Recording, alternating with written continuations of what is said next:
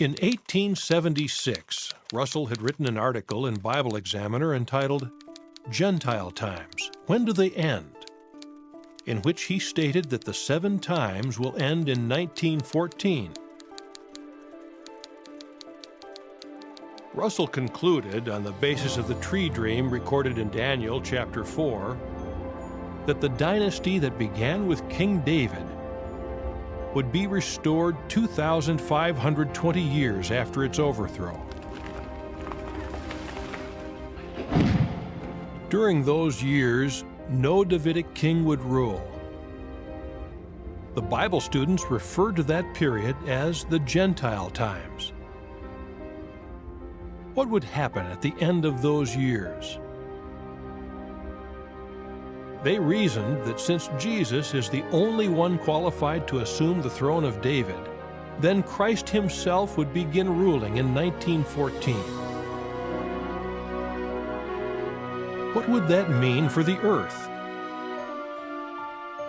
Reasoning on Daniel chapter 2 and Matthew chapter 24, the Bible students preached that a time of global anarchy would come, which would culminate in the end of the system of things. They believed that around that time the congregation would be taken to heaven. They realized that 1914 had a significance. It meant the end of the Gentile times. Now, at that time, they felt that perhaps the work would be finished and they would go home, as it were. So they were looking forward to a time of reward. They did understand that there was a significance to the year. Primarily, they thought that 1914 would just be the start of the judgment coming upon the world, or Armageddon.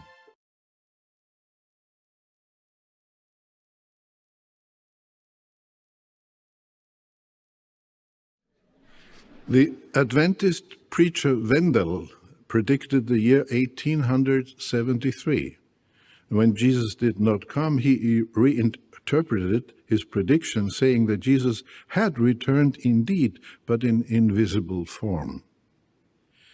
Our brothers expected the return of Christ first for 1844 and then for 1914. They also expected initially to be his return visible, but then understood that it would be invisible. In 1914, who were the only ones who saw these various aspects of the sign and drew the right conclusion that something invisible was occurring? Only the anointed. So, this generation is made up of anointed ones who see the sign and have the spiritual discernment to draw the proper conclusion about the sign.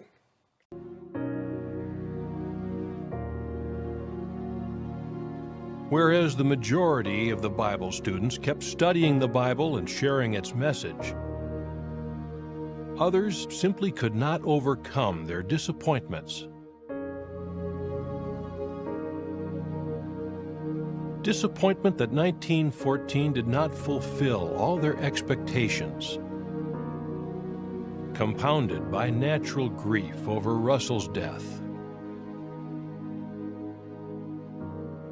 Well, it was a big shock because they were used to his taking the lead, and they figured he was going to take the lead until the Lord came and took them all to heaven, and they just didn't know what to do for a while. They were totally shocked as to how to carry on. Some would sever all association with the Bible students and attempt to draw others after them. What would happen to the Bible students? Would they disperse as if followers of Russell? From this, it should be obvious that no one prior to the death of C.T. Russell were expecting Jesus' return to be invisible in the heavens. So what are we to make of the following statements? Yeah, but you people had other expectations that were not realized, and etc. You know? But it's amazing that even the world recognized this was unique, 1914. See, in fact, I've had this for many years. I want to show it to you. It's the New World magazine. And it was widely read at the time, and I guess I remember about 1931 they went out of business. But here, End of All Kingdoms in 1914, Millennial Dawners 25-Year Prophecy. Widely read, other newspapers covered it.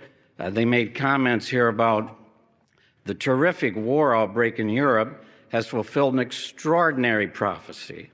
For a quarter of a century past, through preachers and through press, the International Bible students, best known as Millennial Dawners, have been proclaiming to the world that the day of wrath prophesied in the Bible would dawn in 1914. Look out for 1914, has been the cry of the hundreds of traveling evangelists.